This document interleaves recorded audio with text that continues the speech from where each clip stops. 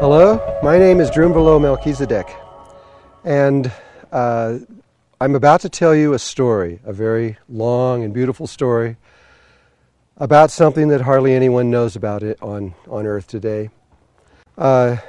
We've chosen this place of Sedona, Arizona, in the United States, because this is where this story ends, is right here.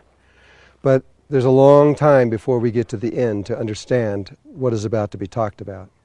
So late last year we did another presentation called The Maya of Eternal Time.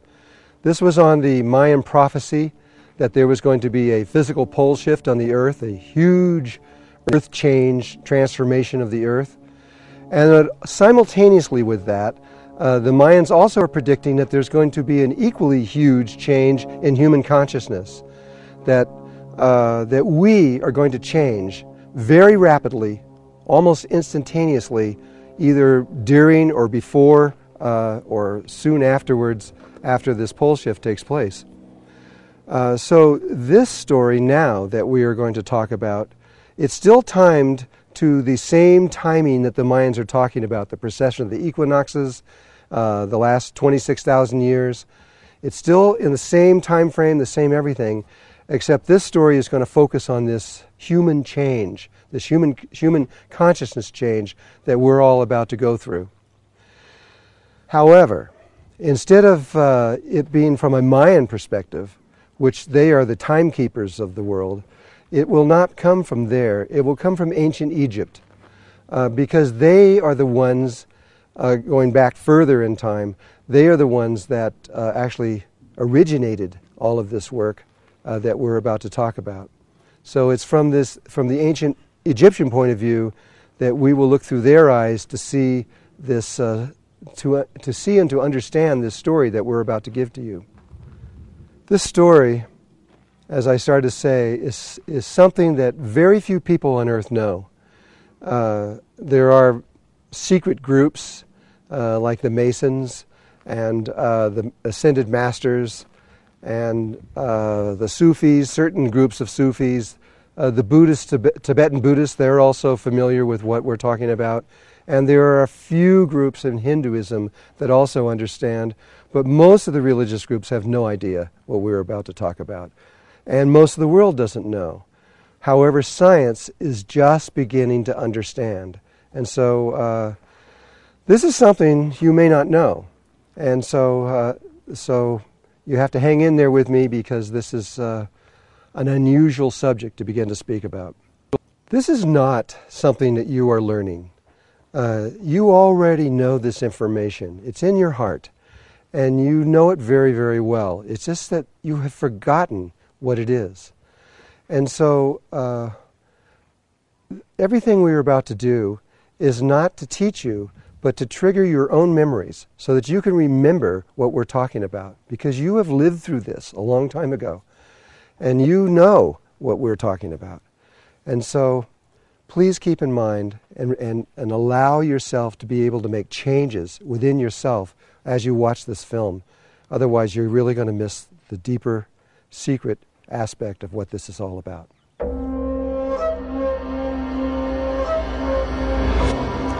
The story began in a place called Atlantis. Yes, I know that science is not certain that Atlantis ever existed, even though people in history like Plato said that it did. They've never found any evidence to prove that it actually sank below the ocean waves. But there are remnants of people that are alive today that do remember. The Hopi, for example, they remember, and they have told me personally, that they used to live on Atlantis. And I've been in South America, in Colombia, to the Kogi, the Arhuacos, the Wiwas, and the Canguamos. And they also remember that they used to live in Atlantis, and they have told me directly that they have lived there. I even met a Mongolian shaman recently who said that they remember that they used to be in Atlantis. And so there are people alive that remember, and they remember a long ways back. The Mayans tell me, they were another tribe. The Mayans also have told me, the modern day Mayans, they also have said that they used to live in Atlantis. We have documentation that they used to live in Atlantis from a long time ago. According to the Toronto document, but which is just stones showing the ancient city of Atlantis and how it started to sink, and the volcanoes were going off, and how they got into boats and rode from where they were into the Yucatan, and this was from a long time ago, but they still remember today that they were from there. And so we do have living people that remember this, and it is these people that we are drawing most of this information from, as well as the ancient Egyptians, who have actually been in this area here.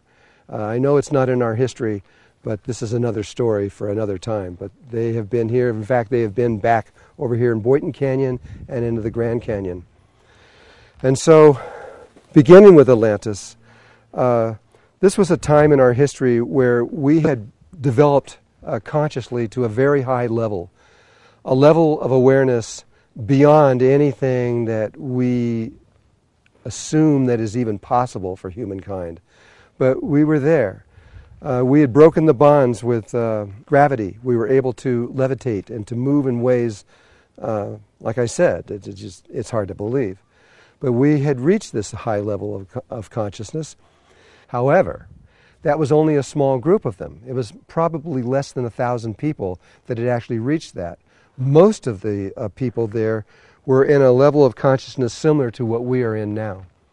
And in between those people, the ordinary people of Atlantis and these very high-level beings were the Maya. And it was the same name. And they remember that's what they did. They were the translators between this very high level of consciousness and the ordinary people. They were the priesthood, the ones that translated through ceremony what was being told by this inner group of very high beings to the ordinary people out in Atlantis. Everything was going fine for a very, very long time until about 4,000 years before this happened. A comet came out of a meteorite came out of the atmosphere and just missed the western shores of Atlantis, which is now the eastern shores of the United States. And it broke into three pieces. This is science, knows all of this. It broke into three pieces and went into the ocean and made these three huge holes right on the edge of Atlantis. And the meteorite, the pieces from that are spread all over the eastern shores of the United States and down into the ocean around there. Well, this unstabilized their continent. It left them really on the edge of a huge abyss. And so 4,000 years later, or 13,000 years ago from now, that's when we had another pole shift. And when we had that pole shift, the continent couldn't withstand the pole shift and it sank into the ocean. This is the best we could tell right now. This is what happened. But these people, these very high-level beings, they knew this was going to happen. They knew at least 200 years before. They knew their continent was going to sink, and they prepared for this. And in that preparation, one of these groups, a very small group of them, which were perhaps misguided, for whatever the reason, they built a pyramid made out of stone, a very large one. And that pyramid sits off the coast of Bimini right now, down deep into the ocean. And they built this pyramid, and inside of there they included, for us, a new technology. It's called the Merkaba. It's around human beings, but you can actually put it into stone or to electronics, any way that you want. And they created this technology inside of this pyramid. Their purpose was not very good. They actually wanted to control the continent of Atlantis and eventually to control the entire world. But it had been a very long time since they had actually done this. And so they didn't really know exactly how to do it, and they lost control of this pyramid. It was horrible what took place. It split open the dimensional levels between the third and the fourth dimension. It exposed human beings to a level of consciousness and awareness that we're not prepared for. And it allowed beings from other levels of existence to come in here that went into other people at that time.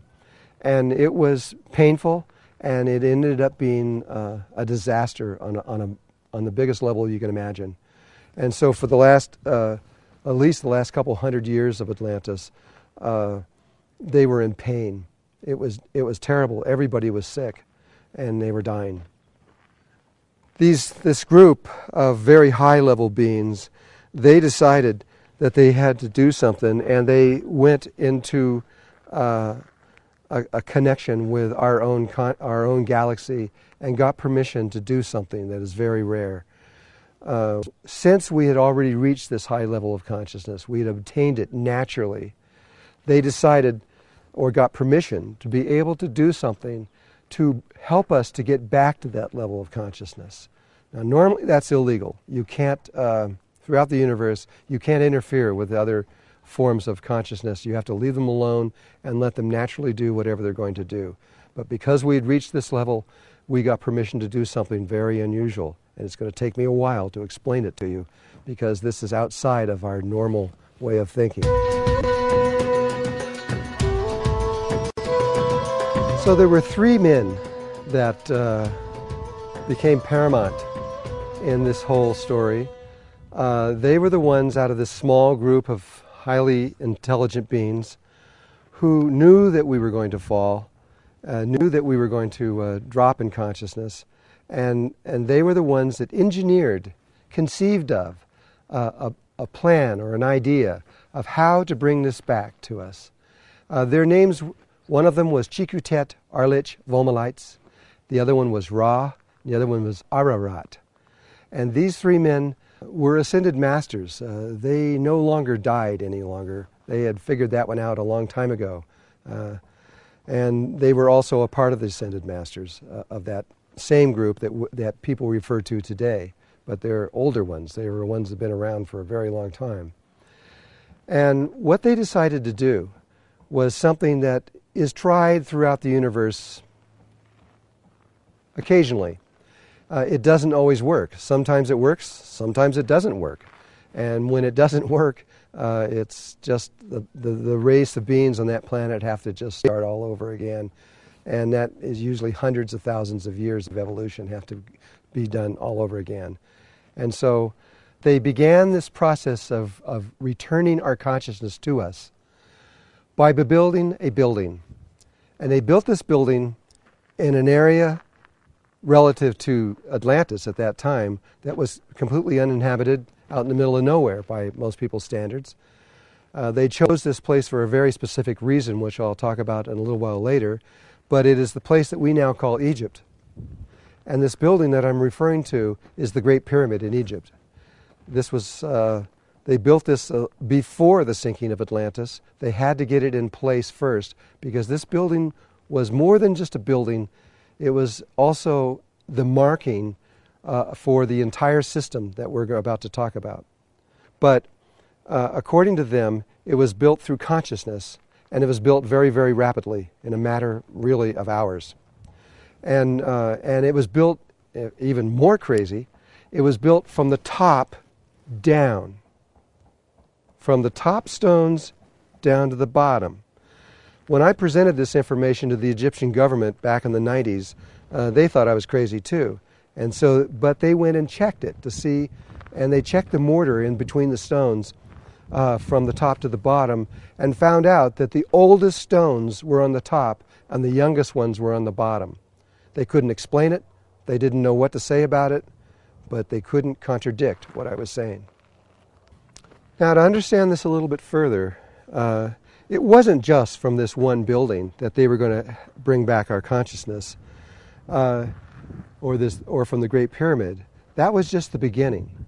It was actually a web of pyramids and temples and sacred sites, churches, all kinds of buildings, even mosques, everything, along with specific mountains and lakes and rivers that were attuned to this. It was a web of these buildings all over the world. 83,000 of them all over the whole world were to be built over time. And in doing that, they were going to change the way the earth functions. These buildings, what's so interesting about them is that they were built over 13,000 years, but the entire structure was created in a matter of hours. Not on this dimension, but on the fourth dimension, on the higher frequencies of the Earth's consciousness. They built the entire thing, and they did that through consciousness in the same way they built the first one from the top down. And so once all these buildings were created on that other level, they slowly began to pull them out of the fourth dimension onto the third dimension. And these buildings were built by normal means. They were built by different tribes like the Mayans in the Yucatan, or in China, or in Japan. Japan has over 100 pyramids running down their islands. All over the world, in Tibet and Mongolia. Mongolia has some of the most amazing pyramids on Earth, and hardly anyone even knows about this stuff. But they're all over. And this was the beginning of something, of an ancient science that we know a little bit about now. It's a science called geomancy. What were they doing by building these pyramids and temples and all these structures all over the world? What were they doing by doing this? Well, it was a very deep level of what today, in modern times, they call geomancy. And what is geomancy? Geomancy is a modern term, more or less. I'm sure they had another name for it, but it is what it is using stones, rocks, crystals. In modern times, they use brass, wires, different kinds of physical things to change the energy flow of the Earth. And these buildings, when they're placed on very, very specific, precise places on the Earth, they change the internal flow inside the Earth and the external flow above the Earth. And I'm talking about the way these kind of energies are energies that are created by volcanoes, by tectonic plate pressures, by geopath lines, and all kinds of internal structures. You can, by moving certain stones, massive stones like a Great Pyramid, when you build certain things in very precise places, it changes the way those energies flow. And they also change the way the energies flow above the Earth. And what they were doing by doing this in this way was to create a new consciousness grid, the grid that we lost in Atlantis by falling in that, literally the same fall that the Bible was talking about. By falling from a higher level of consciousness down to where we are now, they were changing this, influencing it, and creating a brand new one so that we could get back. Without this grid, without the consciousness grid, which we haven't talked about yet or really explained, but without this grid that surrounds the entire Earth, we cannot get to this new or old level of consciousness. We can't return to where we once were. It's impossible. You have to have that. And so all of these millions of people that had to carve these stones and put them in place, and these 13,000 years of time were essential in order to do this kind of geomancy on a global level. Also, a new kind of grid could be formed around the external, in space around the Earth, so that we can make a transformation at this time, right now, today.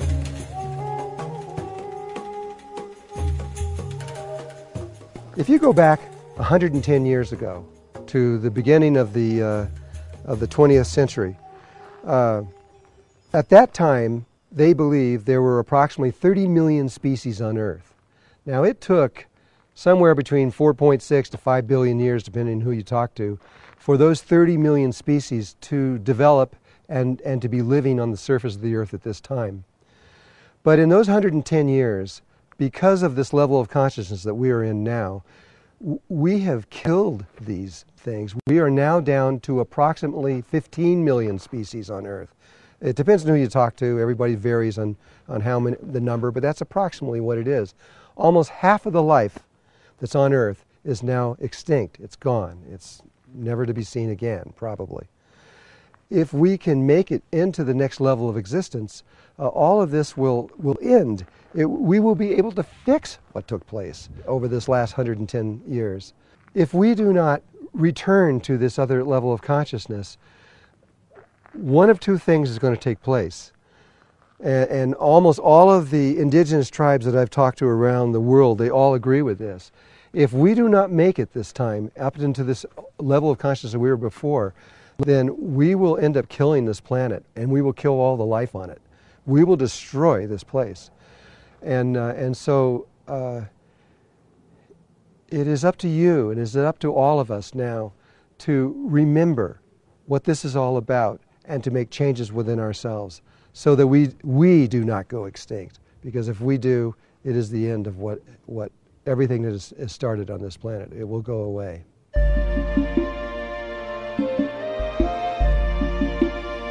What needs to be understood is that each one of these species has an electromagnetic, geometrical field that extends around the entire Earth. Every one of them, and they're unique. Each one is completely unique. If there were only 2 insects on Earth, and that's the only 2 insects there were on the whole planet, they could not exist unless there was a consciousness grid around the planet that surrounded the planet just for them. And the geometry of it would reflect exactly the geometry of their body. You could tell very quickly that those bugs came from that particular geometry. So out of these 15 million life forms that are left on Earth today, there are 3 that are human.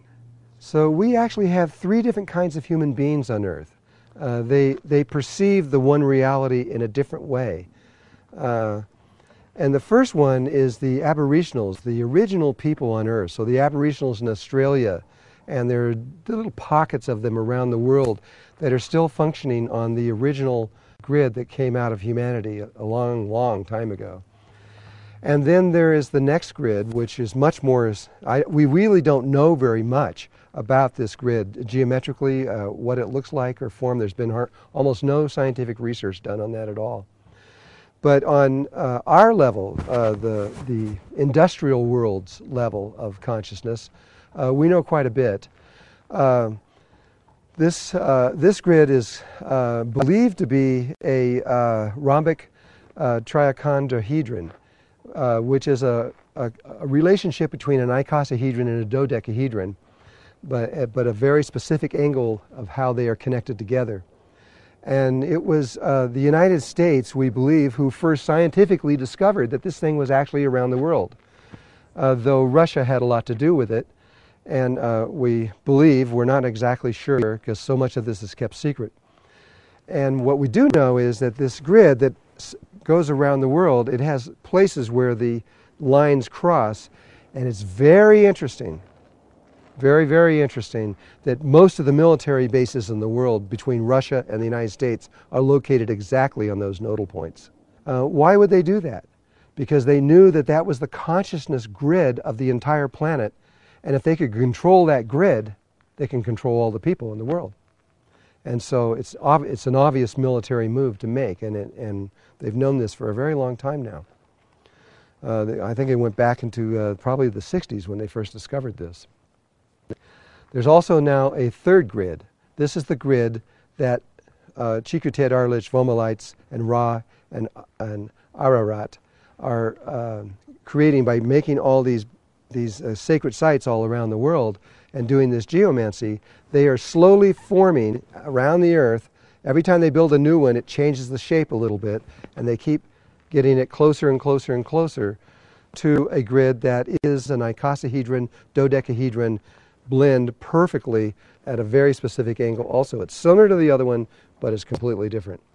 And this one was discovered by Russia. We do know that.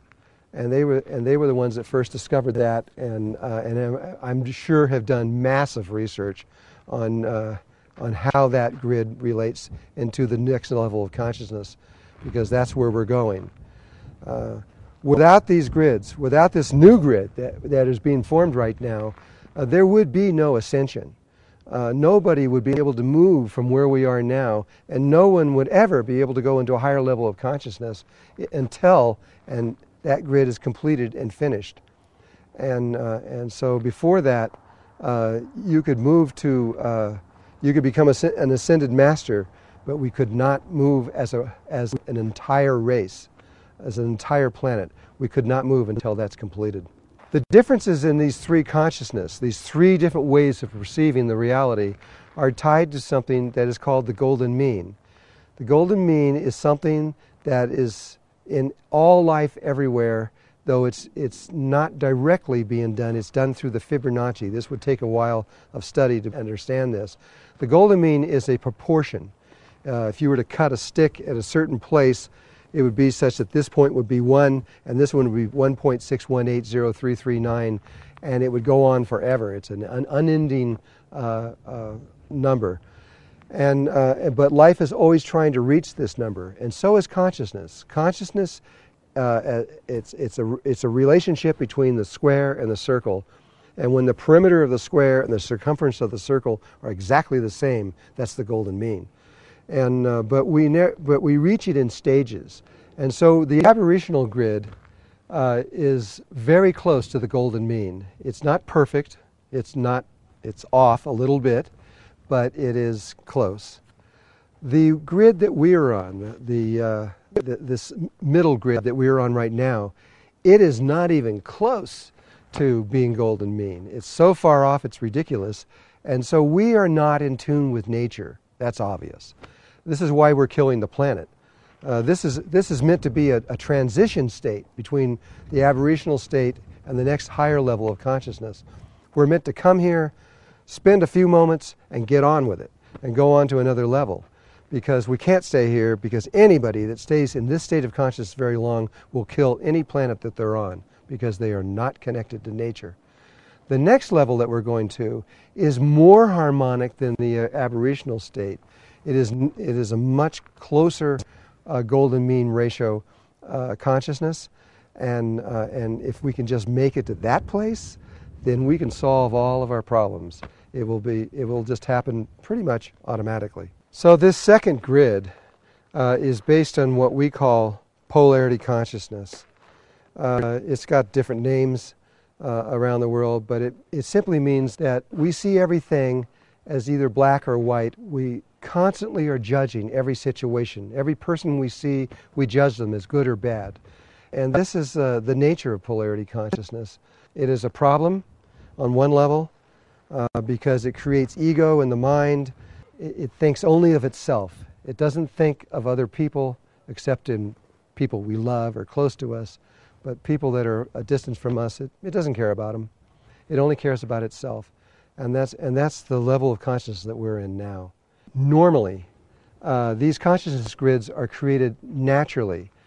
People live over hundreds of thousands of years, and they evolve over those periods of time. And in so doing, they slowly create, from the grid that they're in, they automatically create the next grid through a natural process.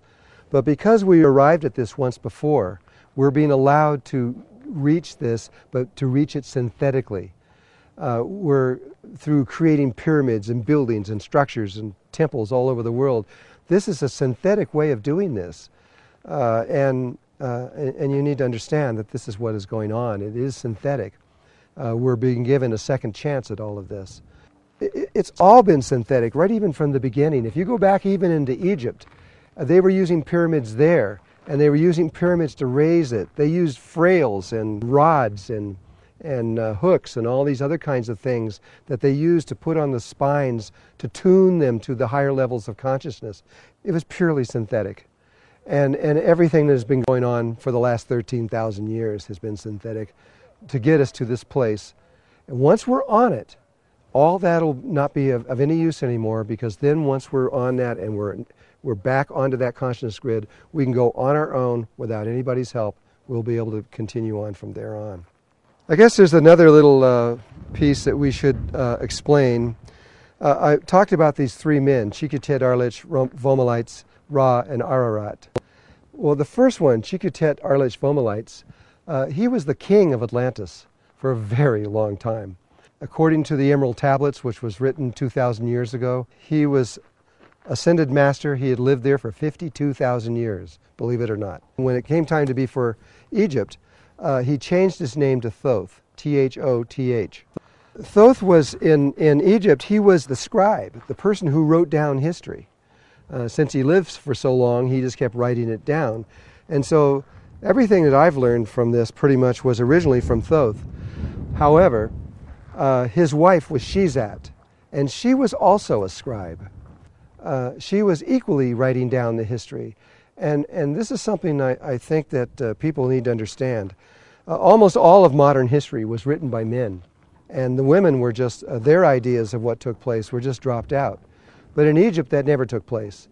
Thoth wrote down his ideas of what he believed, his observations and what he saw, and his wife wrote down her observations. They did not correspond at all the times. They saw things differently. They were like a coin with a heads and a tail. And one side was male and one side was female. And really, to really know history and to understand history, you must have both the male and female point of view, or you do not get a full picture of what really took place. Now we need to add another piece to all of this so it begins to make more sense. And you can begin to see that this is just not fantasy, but this is science and mathematics. There was a man named Carl P. Munk who discovered something incredible. And this was toward the end of last century, I think, maybe even as early as the 1980s. But he discovered that when you go to any of these pyramids and churches and temples around the world, that they have a code written on the outside of the building. You don't even have to go inside. It has to do with the shape, with the number of steps, and a lot of different forms that are on the outside of these things. You can go onto his website if you wish to understand what he's talking about in detail. And this is just a review of his work, by the way. This is I'm not going to go into great detail on this. I'm only going to just give a review of it. So each one of these pyramids, when you look at them, or buildings, will, from the external view of it, will, if you know how to read this code, will produce these series of 3 numbers. And these 3 numbers tell you exactly, it's the longitude, latitude of a grid, not the one we're using today, but an ancient one. And those numbers, in order to arrive at that precision where every single one of those 83,000 sites are precisely on Earth, to arrive at that, we would normally imagine that they would have to be in space and have satellites, a GPS system like we have today. I mean, how could they do this? But what his work has shown is that this is true, that these codes that are coming out of these pyramids are real and actually do delineate. But in order to understand what the system is, you have to look at something very interesting. Ra and Aragat and Chikated Arlich Vomalites, they knew where the new poles were going to be, and they knew what the new equator was going to be, which is the one we have now. They knew that before, at least 200 years before it actually happened. They calculated that, however they did that. But the prime meridian that we use today is not the one he uses. The one that Thoth is using is the Great Pyramid itself. If you take the North Pole and the South Pole and run a line directly over the apex of the Great Pyramid, that is the prime meridian of this system. And which makes sense. It's the first building that was built. And furthermore, that first building wasn't just placed anywhere on Earth. It happens to be the precise center of the entire landmass of the Earth.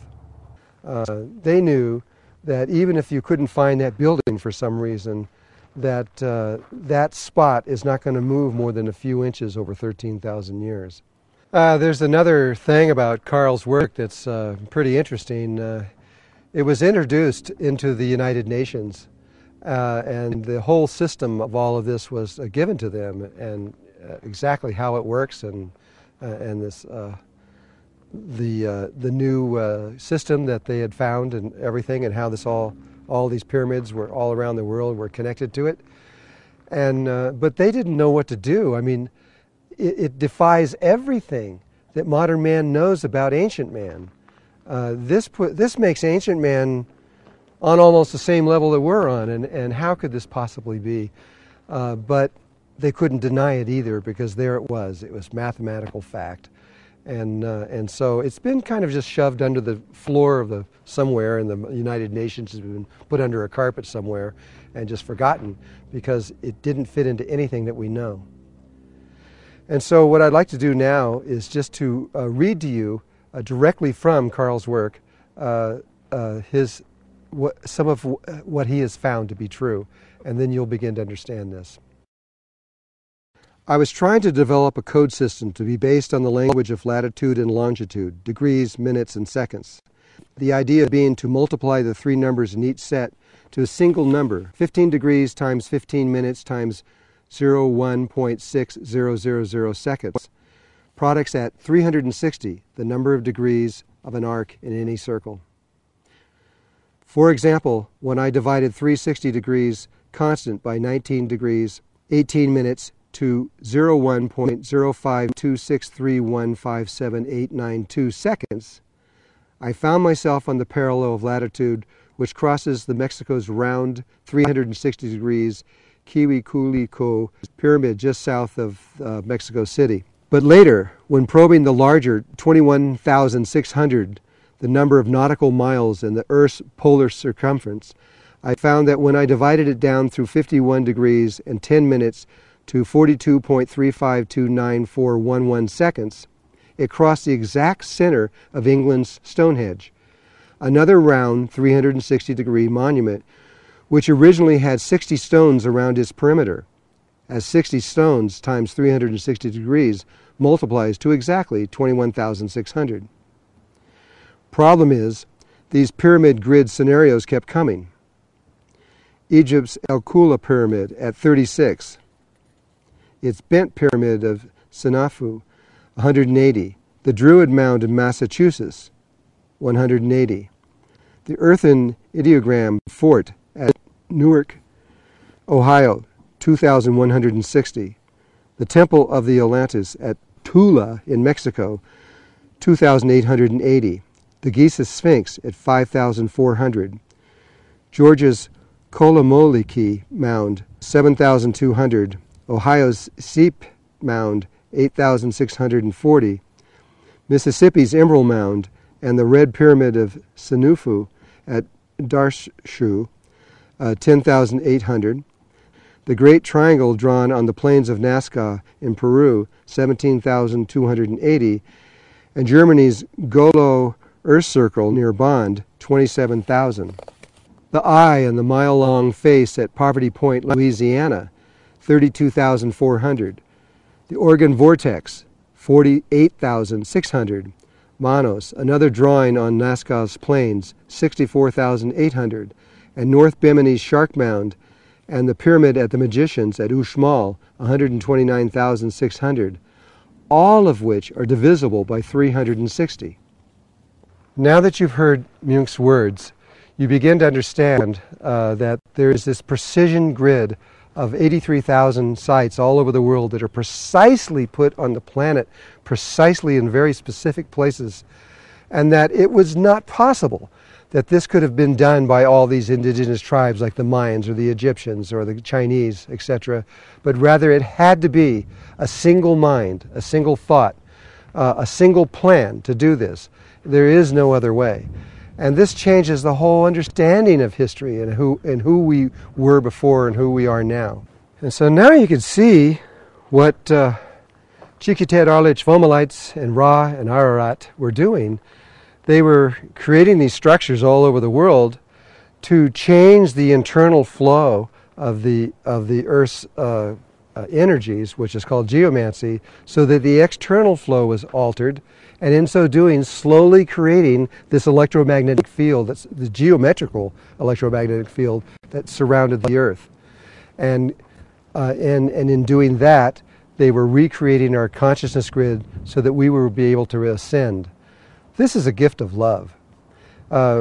It shows that we are not alone in our consciousness and what is going on with us in this world, and that we have not been forgotten. They remember us, and they're taking care of us. These are our ancestors. These are the old ones that are still connected to us now. They extend through all cultures and all levels of life, even down in German families and American families, and from South Africa or anywhere else. These are our ancestors doing something for us so that we can make a change. And in making this change, we do something for them. We bring them back. We'll explain this later.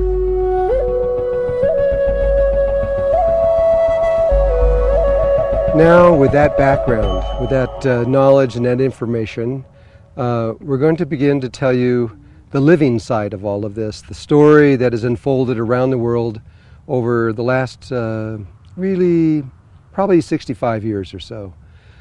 And so it took time. I mean, as Atlantis sank and all the different factors began to happen, the pyramids started to be built continuously all around the world, especially after the first 6,000 years.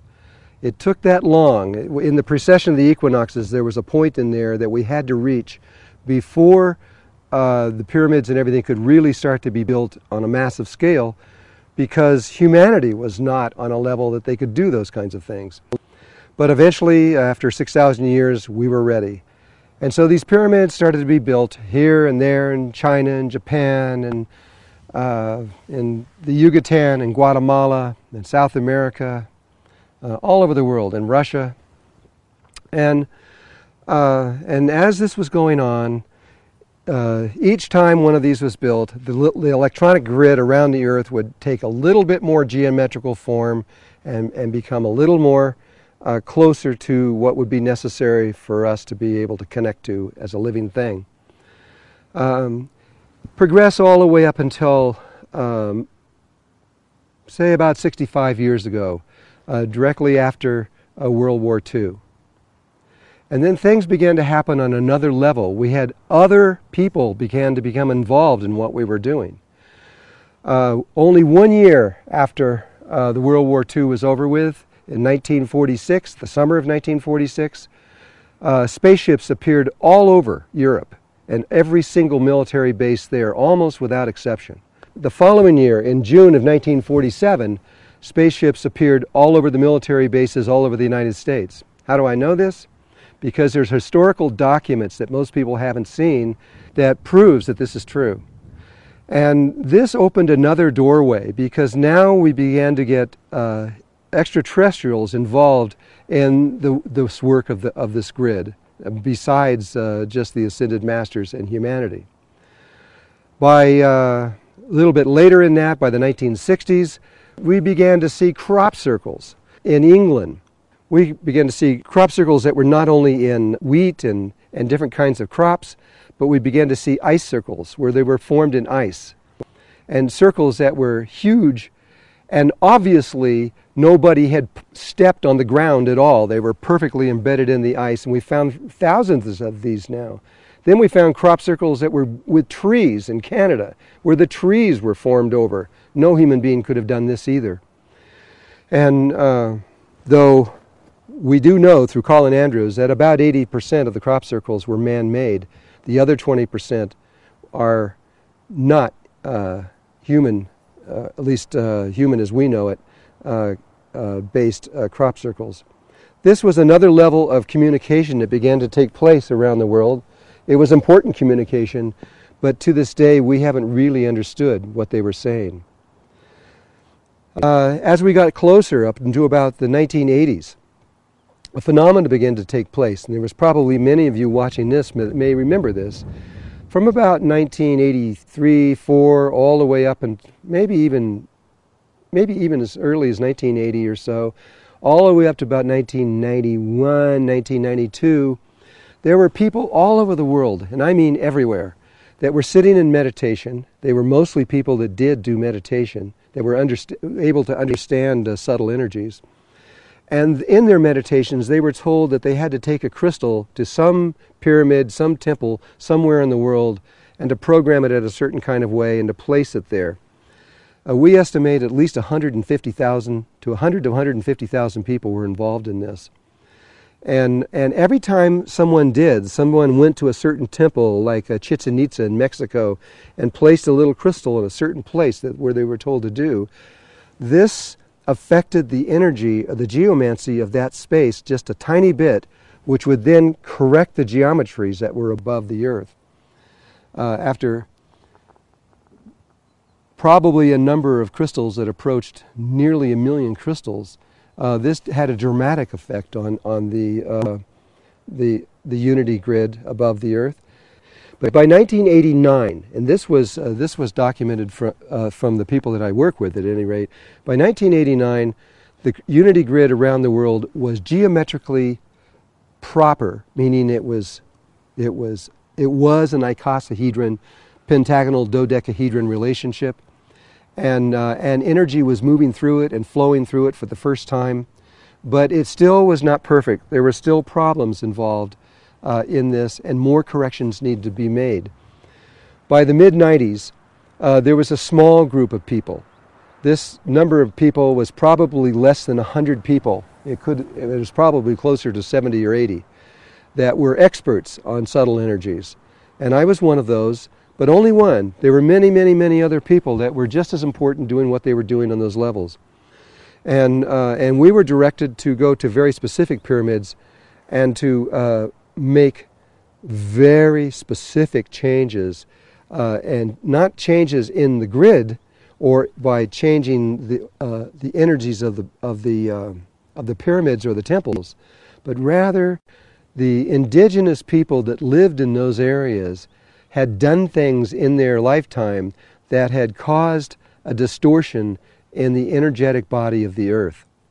We had to go into the Anasazi at one point and make corrections in the Four Corners area where we are now because of what they did over the years that they were involved. We then were involved with the Maya and in Guatemala and Belize and in that area down in there, doing ceremony after ceremony after ceremony to solve the problems of which what they did a long time ago. We then went into Peru with the Inca, and each time, by the way, we were invited to these places. We didn't just show up and say, hey, we want to do something here. Each time, the people of that area would ask us to come there, and we would always accept it, and they knew exactly what we were doing and why we were doing it. The Incas appeared while we were in Mexico and said that the shamans wanted us in Peru. When they got there, though, they didn't just accept us. We had to show by our actions and our energies signs that would come from within Mother Earth to prove that we were the people. Each time this was always the case.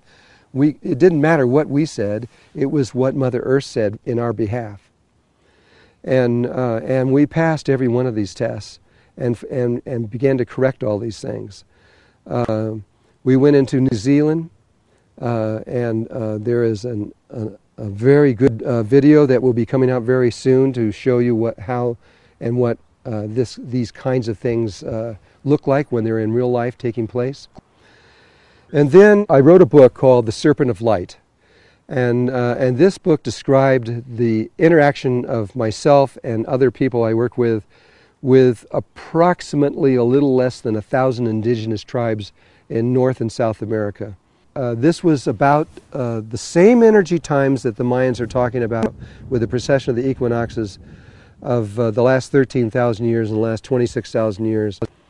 The Serpent of Light talks about the kundalini of the earth moving from the western mountains of Tibet to the northern mountains of Chile. This was an extraordinary historical event that almost nobody on earth knew that was taking place, but it was huge, it was massive. And the energy comes from the center of the earth and finds a place. It comes out very much like a snake. That's why it was called the Serpent of Light. And when it finds, and first it moves all over the world, moving from every single area of the earth, and then it finds a place and it coils down inside the earth, and it stays there for the next 13,000 years. And this energy is the Kundalini. It wakens the people in that region who become the teachers of the world, just as they have been in India and Tibet for the last many thousands of years. And but now that it has moved to the Andes, it will be the Chileans, the Peruvians, the Argentinians, countries like as far away as Colombia and Brazil, and Ecuador. These energies are going to awaken the souls there. But the Kundalini was also aimed on the western side of the mountain out over the ocean, so that it went out over the Polynesian world, out over to Easter Island and to Moorea and out further, all the way as far as New Zealand. And so there was an awakening, a new awakening, and brand new spiritual energy that the world has never seen. And that energy moved into Chile in the year 2002. In 2003, or later 2002, I went to Chile and went to the mountains there to experience this energy directly. But I couldn't feel it. I couldn't feel anything. I was very confused. I really didn't know why I couldn't feel anything. I came back home. I waited a year and a half. I went back down there again to feel it. I felt absolutely nothing. And I didn't understand because I knew it was there. There was 112 tribes sitting in a circle waiting for it to come in when it arrived. And they knew it was there, but it wasn't working, and I didn't know why. Then we received an invitation from the Rapa Nui, a tribe that lives on Easter Island out of Chile. And they wanted us to come and do ceremony with them. And it was followed by an invitation from the Queen of the Polynesian Islands, a woman, we will simply say Mama Lucy. And she was the most important female in the Polynesians. And she invited us to the island of Moorea, which is the south pole of this grid. Now, this is something I didn't say, and I think I need to add this right now. The consciousness grid is just like the Earth. It has an axis that runs through it. And the North Pole and the South Pole are very important points. The North Pole happens to be just outside of where the Great Pyramid is, only just a little ways away from it, about 1.5 miles, which is nothing relative to the 25,000 miles of the Earth. And then it goes through the Earth and it comes out. If you went straight through the Earth, you would come out on the ocean, but it doesn't. There's a slight curve in it, and it comes out in an island called Moorea. And this is where the South Pole is. And this is where Mama Lucy was, and she was inviting us to this place. And so we began a journey. And as we were instructed, we were to bring people from all over the world to this place, and they were to represent the world. I don't even remember how many countries it was. It was about 14 or 17 countries that were involved in this, with about 50, 55 people. And we all met in Easter Island for the purpose of doing this kind of geomancy on the Earth.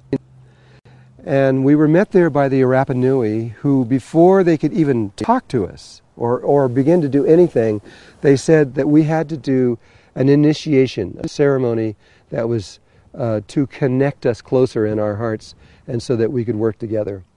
This was an ancient ceremony where they stripped down their clothes and put body markings on and began to do this ceremony with each one of us in there, and we began to interact in this ceremony.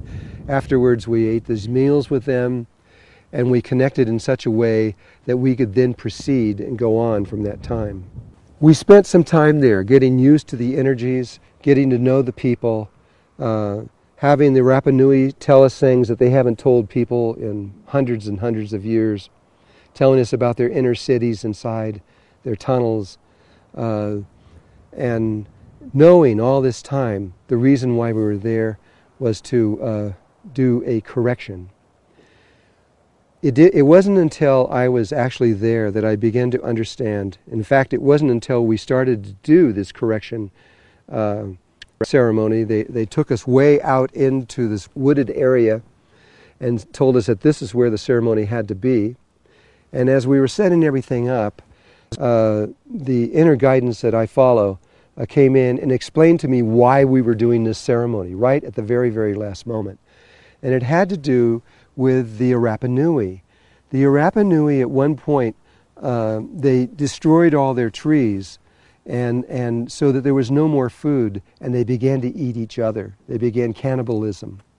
And this cannibalism that they created on that island spread throughout the Polynesian islands, and it was this cannibalism that we had to correct. It had to be forgiven, and they had to forgive themselves in this ceremony, so that what that would do is correct the geometry of above the earth, above the island where we were, really.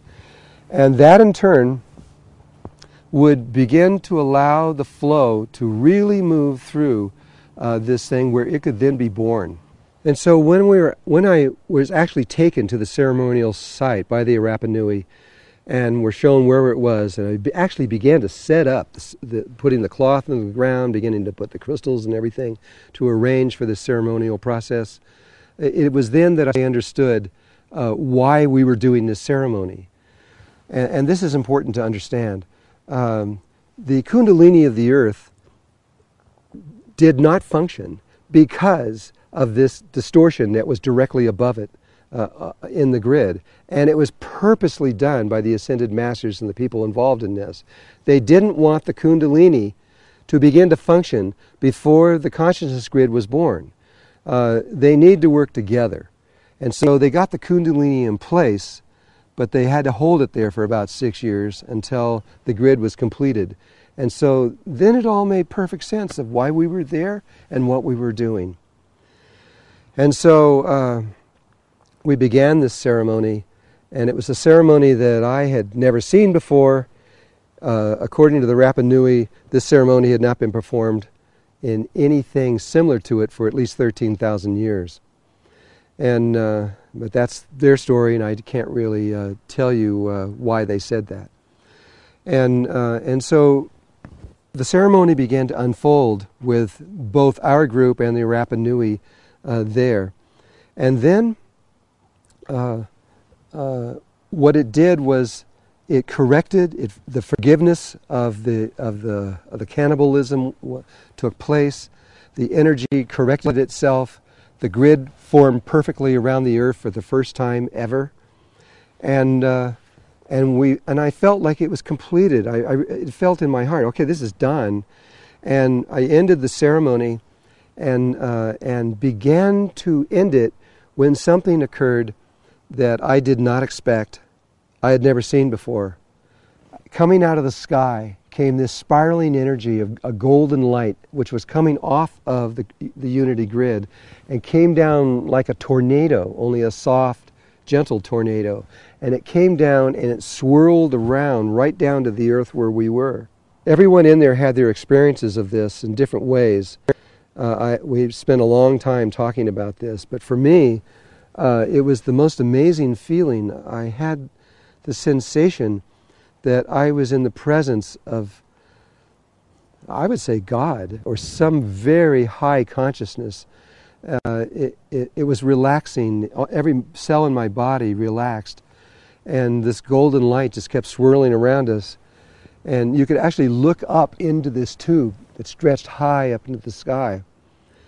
It lasted for what felt like maybe 10 minutes, and then it retracted and went back up into the sky. After the ceremony was over, I talked to the Rapa Nui and I said, have you ever seen anything like this before? And they said, no, we don't know what that was. And I don't either. At least I didn't then. I understand much more now.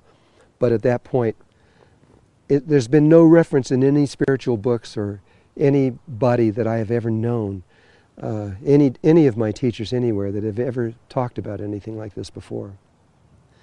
But what I did know was that our guidance was telling us that we had to hurry, we had to run, we had to pack everything up, get on a plane, and fly to Tahiti as fast as possible for the birthing of the grid. Now that it was full, it was complete, it was like a baby that was beginning to crown and was going to come out any minute.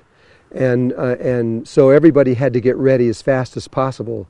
It had nothing to do with us. It was the baby was going to be born. And so we had to go really fast.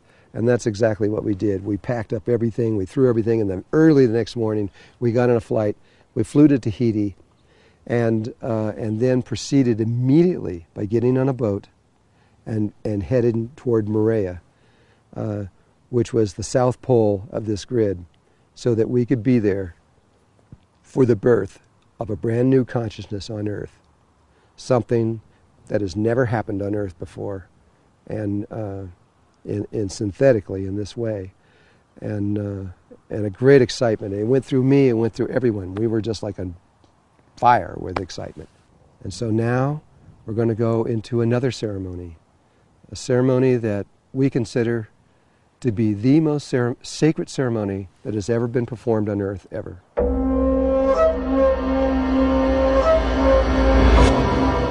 As we pulled into Tahiti, Tahiti is like, it's hard to believe that Tahiti actually exists if you've ever been there, because it's so beautiful. The mountains just stretch up to the sky. It is just an incredible place. And we had just come from Easter Island, which is dry and not much on there and everything. And so all these people were used to that. And as we pulled into the harbor, it was one of the most beautiful scenes I've seen in my life. They got so excited that everybody started clapping because of just the pure beauty of this place. And from there, we were met by members of the Queen of Moorea. Not the next day, but 2 days later, we were taken to be before her. Now, of course, she wouldn't allow all 55 people or whatever it was to come there. So there was just myself and a woman named Ruth Tive, who is a Maori, a native Maori from New Zealand, who knew her language, and I felt like she was the right person to be there. So the two of us went to meet with the Queen. The Queen was a huge woman with this very big heart. She was just pure love, and she knew exactly why we were there, that we were there to birth this new consciousness onto the earth and to do the ceremony for this. And she was also there with her another woman who was her assistant directly underneath her. And she opened us with open arms and hugs, and we began to talk. And very quickly into all of this, she said to me, "Where do you want to do the ceremony?" Well, I said, without thinking too much, I said, well, I would like to do it in the center of the island. The reason I said that was because I was there in 1985, and I had to do ceremony on that same island in 1985 with the same tribe, and they took me into the center of the island, and that's where we did the ceremony. It's in the Serpent of Light book if you want to read that. And so I said, well, how about the center of the island? And she looked at me and she says, well, I can't do that. And we said, why? And she says, well, I don't have authority. I have authority everywhere, but not in the center of the island. I'm sorry, I can't give you that permission. And the person that was her assistant jumps up, ran over to her and says, no, you don't understand. What's about to take place with this ceremony is one of the most important things on earth ever, and just give him permission and we'll deal with everybody later on this. And she said, no, I don't have that authority and I can't do it. And they started getting into a little bit of aggression, you might say. And she says, you have to. And she says, no, I am not going to break the rules. And she says, you must. And she says, no, I will not. And pretty soon they're screaming at each other. And I mean, really putting out some energy. And, I was actually backing up, moving away. And finally, the Queen broke down crying and says, no, I cannot do this. And that's when Ruth went over to her, put her arms around her, and spoke to her in her own language and tried to calm her down. But it didn't do any good. I mean, she was a queen. She was not going to do what was not right. And she was only going to stay in the truth, and that was the truth, that she didn't have that authority and she just wasn't going to do it. And so we left there without any permission to do this ceremony. I went back home to my hotel. I'll never forget this. I sat in there going, oh my God, 13,000 years, millions of people, untold amounts of money spent, 83,000 buildings built all over the world, and many lives were lost doing this whole project. And here we come down to the last few minutes, and two women have a fight, and it's not going to happen? I just didn't believe it. But it really did look like that's what was going to happen. It looked like it was just not going to go anywhere from there. So we sat around for a couple days, and 3 or 4 days, I don't know how long it was, just waiting for something to happen. And then, out of the middle of nowhere, we get an invitation from the king of the Polynesian people. His name was Papa Mataru. He was very old. Well, he wasn't that old, but he was in his 80s. And he asked us to come and have a conference with him. Well, this was great, because it meant that maybe something would happen where we could continue. Because without permission, we can't do this. We can't just run out into somewhere and do this and run away. This requires the Polynesian people to cooperate with us, to do the ceremony with us. We can't do it, and they can't do it. They need the entire world to be there with them, and that's who we were representing.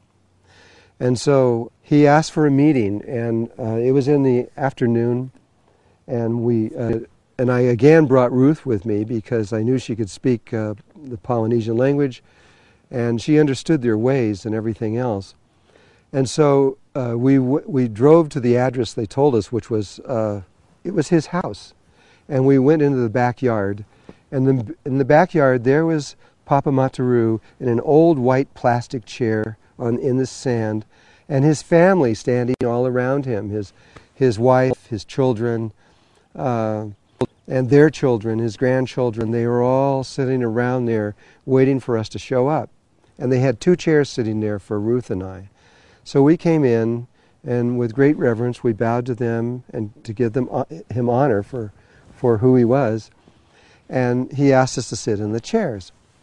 And so we started to introduce ourselves and everything. And while we were doing that, I noticed that he was squinting like this and trying to see who we were. And I realized that he can't see very well. He also couldn't walk very well because you could see his legs were swollen, and he had a cane beside his chair that he needed to be able to walk with. And so he stopped for a moment, and he said, "Come closer. I have to be able to see you." So I was about 12 feet away from him. And so I moved my chair about half the distance, and I sat down and looked at him. And he still was squinting and squinting. He says, "No, you have to come a lot closer. I can't see you." And so I did. I moved the chair till I was about that far away from his face. And I looked, and he says, "Can you see now?" And he says, "Yes, I can see." And then he goes really quiet, and he says nothing. And so I just sat there waiting for him to make the next move. And he looked at me, and he looked at me, and maybe 2 or 3 minutes went by. And then suddenly his whole face opened up, and a smile went on his face. And this is a quote. He said, "Oh, I remember you. You're from the stars." And he points to the heavens. He says, "I have been waiting to meet you all my life." He says, "Anything you want, you can have it, whatever it is." And immediately, to not lose the momentum, I said, "Well, we would like to go into the middle of the island to do a world ceremony there." And he says, "Absolutely, you can go into the middle of the island. I'll arrange everything." He says, "I'm an old man, and I can't walk very well, and I can't walk into the middle of the island, and I really want to be in this ceremony. I feel like I need to be there." He says, "Would you do it here?" Well, there's something I didn't say. The night before, I had a dream. And I had a dream that if you can imagine the grid around the Earth, and that it has a toroidal field, like a magnetic field that goes around it, just like it does to the Earth, and it comes around and it goes in. It comes out of the South Pole and it goes into the North Pole. And so it comes out of Maria and it goes into Egypt. And if you think of that, it's like a big tube. It's a vortex, and it's hollow. And I was wanting to be in the center of the island, but what was made clear in this dream, it didn't matter where you were on the island, because the tube that we were needed to be within was bigger than the island. And so we could be anywhere on the island. It didn't really make any difference. And then what happened in the dream right after that, it showed me where the ceremony was going to be. It was a very specific place. We were in a bay where the bay came back around, and you could see the land on the other side. It was a big sandy beach, and there was a river that came, an inland river that came out and emptied into the ocean right there, with this wall that ran along one side, a natural wall. and I could see this. And so the next day when Ruth and I got together to drive to see Papa Mataru, we were just talking, and I told her about I started to tell her my dream, and I got just partly into the dream, and she goes, I had the same dream. And she finishes the dream. She tells me exactly the same thing, saw the same stuff, and saw the same beach, exactly what it looked like. And I says, wow, I says, this must be, we're supposed to do this. So Papa Mataru says, I can't go to the center of the island. Would you please do it here at my home so I could be there with you? And we were on the beach, but we couldn't see because there were all these trees that blocked the beach. So Ruth and I jumped up, ran through the trees, and we both got out there and we looked around and we go, oh my God, this is it. And there was no doubt to either one of us, this was exactly what we saw in our dream, and we knew we were supposed to do it there. So we went back to Papa and we said, yes, yes, yes, this is where we do it. And he got really happy. He says, oh, I can be there, okay. So our next question was, well, you are the king. When does the ceremony take place? Because we didn't know. And he said, tomorrow morning at sunrise. And so it was sealed. It was ready to take place for the first time. And we left and went back to tell all the other people what had happened during that day. When I got back there, somebody handed me a letter from Australia. I knew the person, but I hadn't talked to them in many years. But for some reason, they knew I was there and sent me this letter.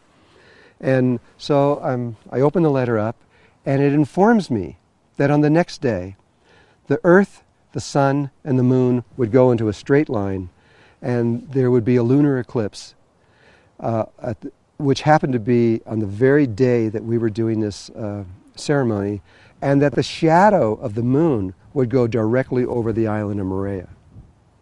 I go, wow, that's amazing, because we had not planned this, and I didn't even look into the heavens to think about that on those kind of levels. And so now, when I knew that, and we knew the beach and where it was, I was so certain in my heart that we were doing this exactly the way we were supposed to. The next morning at sunrise, all of us pile out of our bus, we squeeze through his backyard and into this beach, and we're all going out into this beach preparing to do the ceremony. And it was at that moment that I realized I didn't have any idea what I was supposed to do. I didn't know. I was so wrapped up in finding the right place and all these other kinds of things and dealing with the different energies that was there. It never even occurred to me until I'm 5 minutes away from actually doing this. I didn't know what to do. I just dropped down in the sand. I put my head down in the sand so I could be alone, and I asked for inner guidance. And all of my training has been through Native American people and their understandings. And this was different. This was a very interesting ceremony that I had never seen before, but I had to go with what I was being told to do. And so I told everyone to go get something from the water, something from the land, and something from the air. And 3 objects. And so everybody went out. A half an hour later or so, they all came back, and we put these in a sequence of water, earth, air, water, earth, air, all around into my native thing, which was a medicine wheel. It's a circle with a square in the middle for the 4 directions. The ceremony began to unfold in ways, again, that I'd never seen. It was kind of like water or waves coming in, each wave getting stronger and stronger and stronger, and then relaxing. And the energy moved in exactly that kind of way. Papa Mataru was sitting on the edge of the circle in his plastic chair because he couldn't sit down on the ground, and he was watching all of this. And finally, the ceremony came to a close and to an end. And what that signified was that Mother Earth was at that moment giving birth to the consciousness of a new grid. It was crowning. Now, there are some things we have to understand in just a moment here. There's a little bit more to this. But the birthing process was beginning. It was just beginning to take place. After it was over with, Papa Mataru called me over to his chair, and I went over to them, and I asked him, what did he want? And he pulled me really close so that nobody could hear. And he said to me, "How did you know to do that ceremony?" He says, "That ceremony was very precise, and we have been keeping that secret for thousands of years. How did you know that?" And I couldn't answer him. I just gave him a big hug. And for the first time, I felt his heart. And I knew then why he was the king of the Polynesian. I mean, this man had a heart as big as the earth. He was incredibly sensitive to all life everywhere. And I understood so much in that moment. We left after that. Our job was done. We had finished what we had to do on that island, and we went back to our various places and prepared to leave. We went back a day or so later to our different countries all over the world, back to different places, many, many different places around the world. And I came back here to Sedona, to Arizona. The next morning, one of the people that was in there, Carolina, went up early in the morning of the next morning and took a photograph.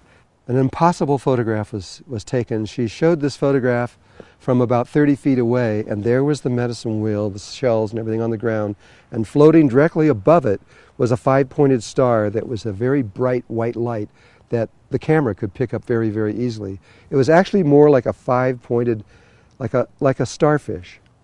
The points were rounded. We then got some pictures that were taken 3 weeks later, where people had gone over and the waves had come in and washed it, and you could see the objects were scattered all over the place, but the star was still floating there 3 weeks later, which was still amazing. And then we got a call from Papa Mataru the following day later. Moorea is an island shaped like a heart, and around it is a heart-shaped coral reef, and in there is some of the cleanest, most beautiful water in the world, and it was filled with fish. It looked like, it really, really did. It looked like an aquarium. When I was there in 1985, I was spending 6 hours a day in this water swimming through these fish, and you just swim right through them.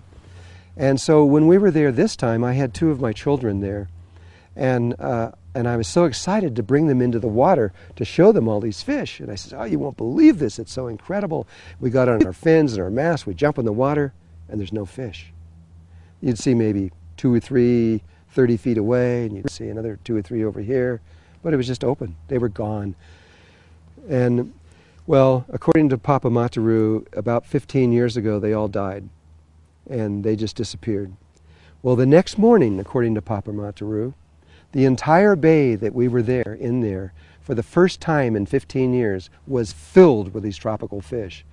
And for him, that was the sign from Mother Earth and from all of their people that what we had done on that day before, that the birthing of the thing, was correct, it was true, and it had actually taken place. And so I was excited. I mean, to hear this, to see this, and to know this.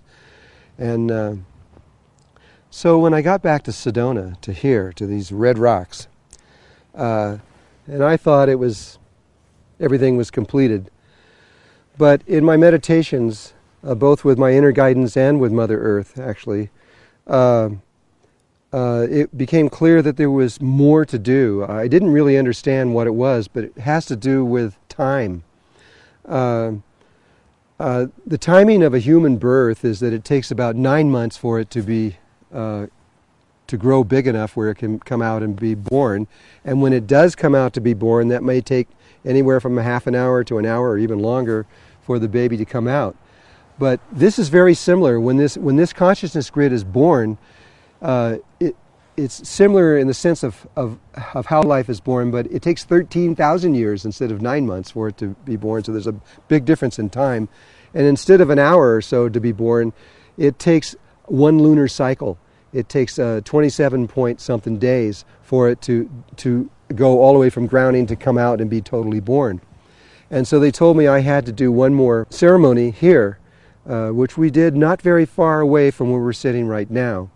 And what was so interesting in that one, which just completely blew my mind, was we did the ceremony, and we're finishing up the ceremony, and just as we were finishing up the ceremony, the sun, the moon, the earth lined up in a straight line. Another lunar eclipse happened, and it went right over Sedona and right over exactly where I was sitting. Nobody could have ever planned that. I just was speechless for a long time about this. But this has nothing to do with human beings. This is planetary. This is planets and suns and stars, and this is much bigger than any of us, and they move in ways that are precise. And so, after that ceremony was on, it was now completed. There is one little piece that I will like to tell you, and then you will understand, I think, how important this is to you, as well as everyone that you know and everyone on this planet.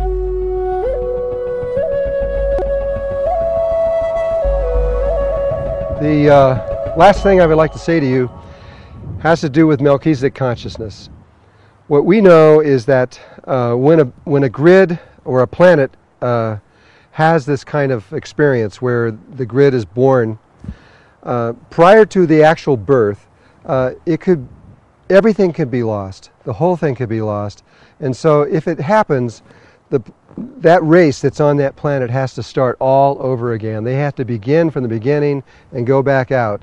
And it's not a good thing. It could be hundreds and hundreds of thousands of years for them to return to that particular moment again.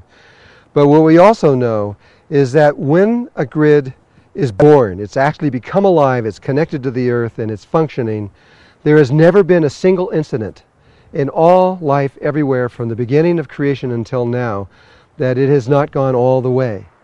And so what we see, that when we see this take place, which took place in February of 2008, that this is, we have made it as a human race. We are going to go on to the next level of consciousness.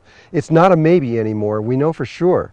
And so this is a fantastic moment in life for us to celebrate, except that most people don't understand it yet. Cosmic time is so slow. From February 2008 until now means this baby is not 2 years old, it's about a minute old. It's brand new. And so what is about to unfold in the future will come very soon, probably, and according to the Mayans and all the rest of the tribes, this will happen between now and the late in 2015, and nobody knows when. And I don't think anybody knows when, actually. I don't care who they are, because only Mother Earth knows the truth of that situation. But we have made it. And so for you who are watching this, understand that you have made it. You are going to go to another level of consciousness beyond your wildest dreams. It will happen. And I just want to thank you. I want to thank you for having trust in yourself and believing in yourself and having the courage to continue in spiritual work. Even though against all odds, I know your families have probably tried to stop you and everything else because it doesn't make sense in the normal world. But thank you so much for everything that you have done in your life to bring this into reality. And all of us, we're going to be together on another level of existence very soon, and at which point we will meet in another way. So thank you from my heart to your heart. Thank you for your lives, and thank you for everything that you have done in your lives.